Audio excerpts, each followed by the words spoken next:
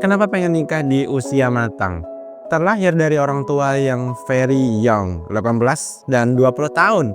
Mereka memutuskan untuk marriage di usia muda itu. Ribut karena masalah ekonomi yang belum matang dan mentality yang masih unstable. My mom 18 tahun masih labil secara mentality dan terlalu bucin. My dad 20 tahun masih belum dewasa, masih belum bisa komitmen, masih on fire. Jiwa mudanya gampang tergoda wanita yang lebih di luar. Akhirnya mereka sering ribut, mereka pisah rumah kemudian bercerai. My dad akhirnya menikah lagi dan berhenti muncul di hadapanku. Sejak saat itu aku tidak punya ayah. Beberapa tahun kemudian my mom memutuskan untuk marriage again dan meninggalkan aku bersama nenek dan kakek. Sejak saat itu pula aku tidak punya ibu lagi karena dia sibuk dengan keluarga barunya. Di zaman yang sudah canggih pun ibuku lupa fungsi WhatsApp dan telepon. Kita hanya sebagai penonton story dari tahun ke tahun. Umur memang bukan patokan kedewasaan, tapi di situ ada jam terbang. My mom dan my dad terlalu terburu-buru. Waktu yang harusnya mereka gunakan untuk mencari jati diri, mengolah emosi, mengupgrade diri mereka, sia-siakan. Mereka menikah hanya karena cinta, tanpa memikirkan ada hati anak kecil tidak bersalah yang tidak pernah meminta dilahirkan di dunia ini. Dan anak kecil itu kini sudah berumur 25